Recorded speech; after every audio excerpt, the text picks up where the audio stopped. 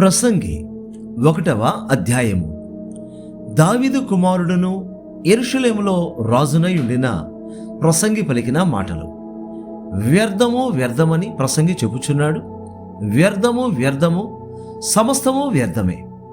సూర్యుని క్రింద నలులు పడుచుండు పాటు అంతటి వలన వారికి కలుగుచున్న లాభమేమి? తరము వెంబడి తరము గతించి పోచున్నది. భూమి ఒకటే ఎల్లప్పుడూ నిలుచున్నది. సూర్యుడు ఉదయించును, సూర్యుడు అస్తమించును. తాను ఉదయించు స్థలము మరలా చేరుటకు త్వరపడును. గాలి దక్షిణమునకు పోయి ఉత్తరమునకు తిరుగును. ఇట్లు మరలా మరలా తిరుగుచు తన సంచార మార్గమున తిరిగి వచ్చును. నదులన్నీ సముద్రములో పడును, అయితే సముద్రము నిండుటలేదు. నదులు ఎక్కడి నుండి పారి వచ్చునో అక్కడికి అవి ఎప్పుడునూ మరలిపోవును. ఎడతెరిపి లేకుండా సమస్తము జరుగుచున్నది. మనుష్యులు దాన్ని వివరింపజాలరు. చూచుట చేత కన్ను తృప్తి పొందుకున్నది, వినుట చేత చెవికి తృప్తి కలుగుట లేదు.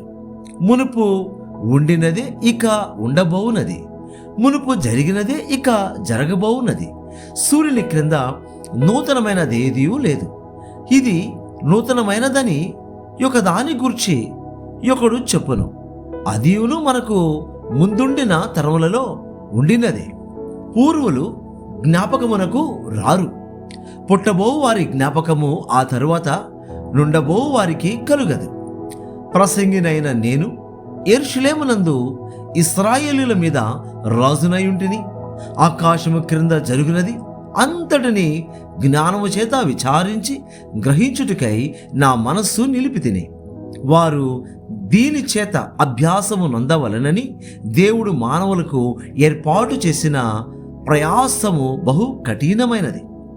సూర్యుని క్రింద జరుగుచున్న క్రియలన్నిటిని నేను చూచి తిని, అవి అన్నీ వ్యర్థములే. అవి ఒకడు గాలికై ప్రయాస పడినట్టున్నవి. వంకరగానున్న దానిని చక్కపరచ సఖ్యము కాదు, లోపము గలది లెక్కకు రాదు. యెరూషలేమునందు నాకు ముందున్న వారందరికంటేను నేను చాలా ఎక్కువగా జ్ఞానం సంపాదించి తిననియు, జ్ఞానమును విద్యను నేను పూర్ణముగా అభ్యసించి తిననియు నా మనస్సులో నేను అనుకొంటిని. నా మనస్సు నిలిపి జ్ఞానాభ్యాసమును, వెర్రితనమును, మతిహీనతను తెలుసుకొనుటకు ప్రయత్నించి తిని, అయితే ఇదియు గాలికై ప్రయాసపడుటే అని తెలుసుకొంటిని. విస్తారమైన జ్ఞానాభ్యాసము చేత విస్తారమైన దుఃఖము కలుగును. అధిక విద్య సంపాదించిన వానికి అధిక శోకము కలుగును. ప్రసంగి 2వ అధ్యాయము. కాని నిన్ను సంతోషము చేత శోధించి చూతును, నీవు మేలును అనుభవించి చూడమని నేను నా హృదయముతో చెప్పుకొంటిని. అయితే అది వ్యర్థ ప్రయత్నమాయను. నవ్వుతో నీవు వెర్రిదానవనియు, సంతోషముతో నీ చేత కలుగునదేమియు అనియు నేవంటిని. నా మనసు ఇంకను జ్ఞానము అనుసరించుచుండగా ఆకాశము క్రింద తాము బ్రతుకు కాలమంతయు మనుషులు ఏమి చేసి మేలు అనుభవింతురో చూడవలనని తలచి నా దేహమును ద్రాక్షారసము చేత సంతోషపరుచుకుందుననియు, మతిహీనత యొక్క సంగతి అంతయు గ్రహింతుననియు నా మనసులో నేను యోచన చేసుకొంటిని. నేను గొప్ప పనులు చేయబూనుకొంటిని, నా కొరకు ఇండ్లు కట్టించుకొంటిని, ద్రాక్ష తోటలు నాటించుకొంటిని, నా కొరకు తోటలను శృంగార వనములను వేయించుకొని వాటిలో సకల విధములైన ఫలవృక్షములను నాటించి తిని, వృక్షముల నారుమళ్లకు నీరు పారుటకై నేను చెరువులు త్రవ్వించుకొంటిని, పనివారిని పనికత్తెలను సంపాదించుకొంటిని. నా ఇంట పుట్టిన దాసులు నాకుండిరి. యెరూషలేమునందు నాకు ముందుండిన వారందరికంటే ఎక్కువగా పశువుల మందలను, గొర్రె మేకల మందలను బహు విస్తారముగా సంపాదించుకొంటిని. నా కొరకు నేను వెండి బంగారములను, రాజులు సంపాదించు సంపదను, ఆయా దేశములలో దొరుకు సంపత్తును కూర్చుకొంటిని. నేను గాయకులను గాయకురాండ్రను మనుష్యులు చేయించు సంపదలను సంపాదించుకొని బహుమంది ఉపపత్నులను ఉంచుకొంటిని. నాకు ముందు యెరూషలేమునందున్న వారందరికంటేను నేను ఘనుడనై అభివృద్ధి నొంది తిని. నా జ్ఞానము నన్ను విడిచిపోలేదు. నా కన్నులు ఆశించిన వాటిలో దేనిని అవి చూడకుండా నేను అభ్యంతరము చేయలేదు. మరియు నా హృదయము నా పనులన్నిటిని బట్టి సంతోషింపగా, సంతోషకరమైనదేదియు అనుభవించకుండా నేను నా హృదయమును నిర్బంధింపలేదు. ఇదే నా పనులన్నిటి వలన నాకు దొరికిన భాగ్యము. అప్పుడు నేను చేసిన పనులన్నీ, వాటి కొరకై నేను పడిన ప్రయాసమంతయు నేను నిదానించి వివేచింపగా అవన్నీ వ్యర్థమైనవి గాను, ఒకడు గాలికి ప్రయాసపడినట్టుగాను అగుపడెను. సూర్యుని కింద లాభకరమైనదేదీ లేనట్టు నాకు కనబడెను. రాజు తరువాత రాబోవాడు ఇది వరకు జరిగిన దాని విషయము సైతము ఏమి చేయనో అనుకొని నేను జ్ఞానమును, వెర్రితనమును, మతిహీనతను పరిశీలించుటకై పూనుకొంటిని. అంతటా చీకటి కంటే వెలుగు ఎంత ప్రయోజనకరమో, బుద్ధిహీనత కంటే జ్ఞానం అంత ప్రయోజనకరమని నేను తెలుసుకొంటిని. జ్ఞానికి కన్నులు తలలోనున్నవి, బుద్ధిహీనుడు చీకటి యందు నడుచుచున్నాడు. అయినను అందరికీ ఒకటే గతి సంభవించునని నేను గ్రహించితిని. కావున బుద్ధిహీనునికి సంభవించునట్లే నాకును సంభవించును గనుక నేను అధిక జ్ఞానము ఎలా సంపాదించితినని నా హృదయమందందు కొంటిని. ఇదియు వ్యర్థమే. బుద్ధిహీనులను గూర్చినట్లుగానే జ్ఞానులను గూర్చి జ్ఞాపకము ఎన్నటికి ఉంచబడదు.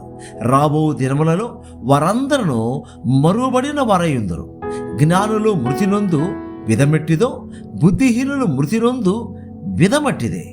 ఇది చూడగా సూర్యుని కింద జరుగునది నాకు వ్యసనము పుట్టించెను. అంతయు వ్యర్థముగాను, ఒకడు గాలికై ప్రయాసపడినట్టుగాను కనబడెను గనుక బ్రతుకుట నా కసహ్యమాయను. సూర్యుని కింద నేను ప్రయాసపడి చేసిన పనులన్నిటినీ నా తర్వాత వచ్చువానికి నేను విడిచిపెట్టవలనని తెలుసుకొని నేను వాటి యందు అసహ్యపడితిని. వాడు జ్ఞానము గలవాడై ఉండునో బుద్ధిహీనుడై ఉండునో అది ఎవనికి తెలియను. అయితే సూర్యుని క్రింద నేను ప్రయాసపడి జ్ఞానము చేత సంపాదించుకున్న నా కష్టఫలమంతటి మీదను వాడు అధికారి అయి ఉండును. ఇదియును వ్యర్థమే. కావున సూర్యుని క్రింద నేను పడిన ప్రయాసమంతటి విషయమై నేను ఆశ విడిచిన వాడనైతిని. ఒకడు జ్ఞానముతోను, తెలివితోను, యుక్తితోను ప్రయాసపడి ఏదో ఒక పని చేయను. అయితే దాని కొరకు ప్రయాసపడని వానికి అతడు దానిని స్వాస్థ్యముగా ఇచ్చివేయవలసి వచ్చును. ఇదియో వ్యర్థమును గొప్ప చెడుగునై ఉన్నది. సూర్యుని కింద నరునికి తటస్థించు ప్రయాసమంతటి చేతను, వాడు తలపెట్టు కార్యములన్నిటి చేతను వానికేమి దొరుకుచున్నది? వాని దినములనియు శ్రమకరములు, వాని పాటలు వ్యసనకరములు. రాత్రి అందైనను వాని మనసులకు నెమ్మది దొరకదు. ఇదియు వ్యర్థమే. అన్నపానములు పుచ్చుకొనుట కంటేను, తన కష్టార్జితము చేత సుఖపడుట కంటేను నరునికి మేలుకరమైనదేదియూ లేదు. ఇదియును దేవుని వల్ల కలుగునని నేను తెలుసుకొంటిని. ఆయన సెలవు లేక భోజనము చేసి సంతోషించట ఎవరికి సాధ్యము? ఏలయనగా దైవ దృష్టికి మంచివాడుగా నుండి వారికి దేవుడు జ్ఞానమును, తెలివిని, ఆనందమును అనుగ్రహించును. అయితే దైవ దృష్టికి ఇచ్చుడగు వాని కిచ్చుటికై ప్రయాసపడి పోగు చేయు పనిని ఆయన పాపాత్మునికి నిర్ణయించును. ఇది వ్యర్థముగాను, ఒకడు గాలికై ప్రయాసపడినట్టుగాను ఉన్నది. ప్రసంగి 3వ అధ్యాయము. ప్రతిదానికి సమయం కలదు. ఆకాశము క్రింద ప్రతి ప్రయత్నమునకు సమయము కలదు. పుట్టుటకు, చచ్చుటకు, నాటుటకు, నాటబడిన దాని పెరికివేయుటకు, చంపుటకు, బాగు చేయుటకు, పడగొట్టుటకు, కట్టుటకు, ఏడ్చుటకు, నవ్వుటకు, దుఃఖించుటకు, నాట్యమాడుటకు, రాళ్లను పారవేయుటకు, రాళ్లను కుప్పవేయుటకు, కౌగలించుట మానుటకు, వెదకుటకు, పొగొట్టుకునుటకు, దాచుకునుటకు, పారవేయుటకు, చింపుటకు, కుట్టుటకు, మౌనముగా నుండుటకు, మాటలాడుటకు, ప్రేమించుటకు, ద్వేషించుటకు, యుద్ధము చేయుటకు, సమాధాన పడుటకు, కష్టపడిన వారికి తమ కష్టము వలన వచ్చిన లాభమేమి? నరులు అభ్యాసము పొందవలెనని దేవుడు వారికి పెట్టి ఉన్న కష్టానుభవమును నేను చూచితిని. దేని కాలమునందు అది చక్కగా నుండునట్లు సమస్తమును ఆయన నియమించి ఉన్నాడు. ఆయన శాశ్వత కాల జ్ఞానమును నరుల హృదయ మందు నుంచి ఉన్నాడు గాని దేవుడు చేయు క్రియలను పరిశీలనగా తెలుసుకొనుటకు అది చాలదు. కావున సంతోషముగా నుండుట కంటేను, తమ బ్రతుకును సుఖముగా వెళ్ళబుచ్చుట కంటేను శ్రేష్టమైనది ఏది నరులకు లేదని నేను తెలుసుకొంటిని. మరియు ప్రతివాడు అన్నపానములు పుచ్చుకొనుచు తన కష్టార్జితము వలన సుఖమనుభవించుట దేవుడిచ్చు బహుమానమే అని తెలుసుకొంటిని. దేవుడు చేయు పనులన్నీ శాశ్వతములని నేను తెలుసుకొంటిని. దానికేది చేర్చబడదు, దాని నుండి ఏది తీయబడదు. మనుషులు తన యందు భయభక్తులు కలిగి ఉండునట్లు దేవుడిట్టి నియమము చేసి ఉన్నాడు.